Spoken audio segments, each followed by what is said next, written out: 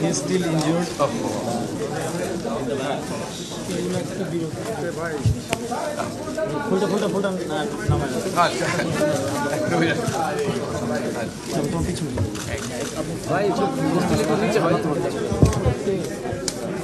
আসসালামু আলাইকুম।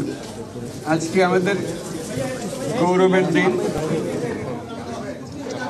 যে বিপ্লবের মাধ্যমে বাংলাদেশ আজকে নতুন বিজয় দিবস সৃষ্টি করল, সেটাকে সামনে রেখে এবং আরো মজবুত করে আমাদেরকে সামনে এগিয়ে যেতে হবে। যারা এটা সম্ভব করেছে, যে তরুণ সমাজ, তাদের প্রতি আমি আবার সমস্ত প্রশংসা এবং কৃতজ্ঞতা জানাচ্ছি তাদেরকে। তারা আমার পাশে আছে। এরা এই দেশকে রক্ষা করেছে, এ দেশকে নতুনভাবে পুনর্জন্ম দিয়েছে এবং এই পুনর্জন্মে যে বাংলাদেশ পেলাম, সে বাংলাদেশ যেন অত্যন্ত দ্রুত গতিতে এগিয়ে চলতে পারে, সেটাই হলো আমাদের শপথ। সেটা আমরা রক্ষা করতে চাই, এগিয়ে যেতে চাই। আজকে আবু সাঈদের কথা মনে পড়ছে আমাদের, যে আবু সাঈদের ছবি বাংলাদেশের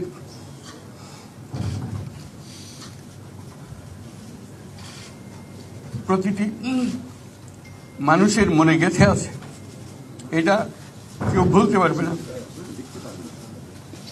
কি অবিশ্বাস্য একটা সাহসী যুবক, বন্দুকের সামনে দাঁড়িয়ে আছে এবং তারপরে থেকে কোনো যুবক, কোনো যুবতী আর হার মানে নাই, সামনে গিয়ে আছে এবং বলছি যত গুলি মারো, মারতে পারো, আমরা আছি। তো যার কারণে সারা বাংলাদেশ জুড়ে এই আন্দোলন ছড়িয়ে গেছে এবং যার কারণে বাংলাদেশ এই দ্বিতীয়বার স্বাধীনতা অর্জন করলো। এই স্বাধীনতাটা আমাদেরকে রক্ষা করতেই হবে। শুধু রক্ষা করা নয়, এই স্বাধীনতার সুফল প্রতিটি মানুষের ঘরে পৌঁছাতে হবে। তা না হলে এই স্বাধীনতার কোনো দাম নেই। এই স্বাধীনতাটাকে পৌঁছানো হলে আমাদের শপথ, আমাদের যে প্রতিজ্ঞা, যে আমাদেরকে এটা করতে হবে, ঘরে ঘরে পৌঁছাতে হবে। মানুষ যেন জানে যে বাংলাদেশ স্বাধীন হওয়ার অর্থ হলো তার নিজের পরিবর্তন, ব্যক্তির পরিবর্তন, সুযোগের পরিবর্তন, তার ছেলে মেয়ের ভবিষ্যতের পরিবর্তন। এটা যেন প্রত্যেকে বুঝে নেয় এবং আজকের তরুণ সমাজকে বোঝানো যে এই দেশ এটা তোমাদের হাতে, তোমরা এটাকে তোমাদের মনের মতো করে গড়ে তুলবে। তোমরা যেভাবে স্বাধীন করতে পেরেছো, তোমরা এটাকে তোমাদের মনের মতো করে গড়তেও পারবে এবং তোমাদের দেখে সারা দুনিয়া শিখবে কিভাবে একটা দেশ, একটা তরুণ সমাজ গ্রহণ করতে পারে এবং তাকে পাল্টে ফেলতে পারে। তাদেরকে আমি বারে বারে এমনি উপদেশ দিই যে পুরনোদের বাদ দাও, তাদের এই পুরনো চিন্তা দিয়ে এটার মুক্তি আমাদের হবে না করি। সারা দুনিয়ার মধ্যে এটা হবে না। এটা শুধু বাংলাদেশের কথা না, সারা দুনিয়াকে জুড়ে কথা বলছি। তোমাদের মধ্যে যে শক্তি আছে, যে ক্রিয়েটিভিটি আছে, সৃজনশীলতা আছে, সেই সৃজনশীলতাকেও কাজে লাগাতে হবে। এটা শুধু বই খাতাতে লেখার জিনিস না, এটাকে প্রকাশ করার জিনিস, স্থাপন করার জিনিস, সেটা করা। এটা আমরা এই আজকে আমাদের পুরো কাজটা হলো, দায়িত্বটা হলো, তারা যেটা অর্জন করে নিয়ে এসছে এখন তাদেরকে দিয়ে এটাকে করিয়ে দেওয়া, আমাদের সমস্ত কাঠামোগুলো পরিষ্কার করে দেওয়া। সরকার বলে একটা জিনিস আছে, কিন্তু মানুষের কোনো আস্থা নেই। মানুষ মনে করে সরকার একটা দমন পীড়নের একটা যন্ত্র, যেখানে পায়, যেখানে সুযোগ পায় তারা একটা কষ্ট দেওয়া, তার থেকে নিংড়ে দেওয়া, যে সকল স্তরে। এটা হলো তার থেকে কেমনভাবে সামাল দিতে হবে তাকে, একটা ভয়ের একটা জিনিস, তাকে সামাল দিয়ে চলা। এটা হলো সরকার। এটা সরকার হতে পারে না। সরকারকে দেখে মানুষের বুক ফুলে উঠবে যে আমাকে সাহায্য করবে, আমাকে রক্ষা করবে, আমার সরকার আমার জন্য দাঁড়াবে। সরকার তার জন্য দাঁড়ায় না কোনো সময়। এই সরকার হবে, সেই সরকার মানুষকে রক্ষা করবে, মানুষের আস্থাভাজন হবে। কেউ জোর করে তাকে বলার ভালো হচ্ছে এটা না। সে নিজে নিজে বিশ্বাস করবে, সরকারি লোক দেখলে বলবে আমার লোক, আমাকে রক্ষা করার লোক। সেই আস্থাটা আমাদেরকে ফিরিয়ে আনতে হবে মানুষের মনে। তাহলে মানুষও যোগ দেবে এটাতে। মানুষ এখন পিছিয়ে থাকে যে কিসের মধ্যে আমাদেরকে ঢুকিয়ে দিচ্ছে। আমরা যেন জানতে পারি যে এইটা আমরা সবাই মিলে আমরা অগ্রসর হতে পারি। একটা বড়, সারা বাংলাদেশ একটা বড় পরিবার, এই পরিবার আমরা একসঙ্গে চলতে চাই এবং আমাদের মধ্যে দ্বিধা দ্বন্দ্ব যা কিছু থেকে সরিয়ে ফেলতে চাই। যারা বিপথে গেছে তাদেরকে পথে আনতে চাই, যাতে করে একসঙ্গে আমরা কাজ করতে পারি। এর মধ্যে আমরা শুনলাম, আসার পথে শুনে আসছি যে এখানে আইন শৃঙ্খলার ব্যাঘাত হচ্ছে, মানুষকে আক্রমণ করছে, ঘরবাড়ি জ্বালিয়ে দিচ্ছে, সম্পদ জ্বালিয়ে নষ্ট করছে, চুরি করছে, দিয়ে যাচ্ছে, অফিস আদালতে আক্রমণ করছে, সংখ্যালঘুদের উপর আক্রমণ করছে, হিন্দু, বৌদ্ধ, খ্রিস্টান, আহমদিয়া সবার উপর আক্রমণ করছে। এগুলো হলো ষড়যন্ত্রের অংশ, এগুলো আমাদের বিষয় না। আমাদের কাজ হলো এটাকে রক্ষা করা, সবাইকে রক্ষা করা, এটাকে প্রতিটি মানুষ আমাদের ভাই, আমাদের বোন, তাদেরকে রক্ষা করা এবং আমাদের একটা শৃঙ্খলা ফিরিয়ে আসা।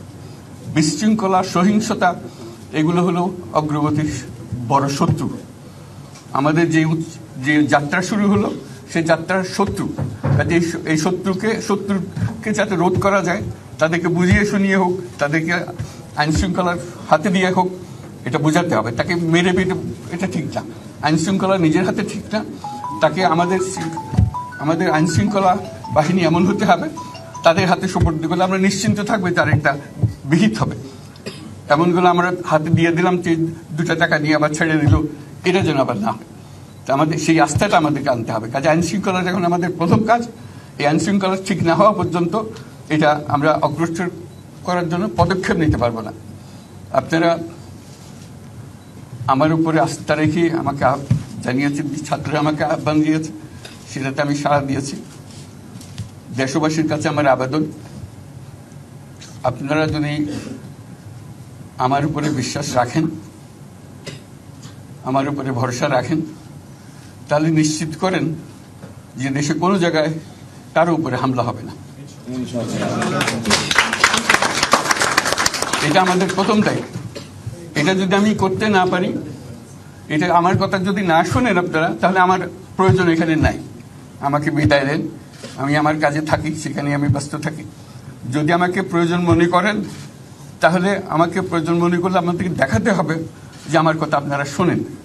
আমার কথা না শুনলে আমার কোনো প্রয়োজন নাই। আমার প্রথম কথা হলো, আপনারা বিশৃঙ্খলা থেকে দেশকে রক্ষা করেন, আপনারা সহিংসতা থেকে দেশকে রক্ষা করেন, যাতে আমরা যা আমাদের ছাত্ররা আমাদেরকে পথ দেখায়, সেই পথে আমরা এগিয়ে যেতে পারি। এটা একটা খুব সুন্দর দেশ হতে পারে, সারা বাংলাদেশ একটা খুব সুন্দর দেশের সম্ভাবনাময় দেশ। কাজে এই সম্ভাবনাগুলোকে আমরা নষ্ট করে দিয়েছি। এখন আবার সেই বীজতলা আবার তৈরি করতে হবে, আবার আমাদেরকে জেগে উঠতে হবে। তারাই এই বীজতলা তৈরি করবে, তাদের হাত দিয়ে হবে এবং তাদের দিকে আমরা তাকাবো এবং আমরা তাদের নির্দেশ মতে আমরা অগ্রসর হব।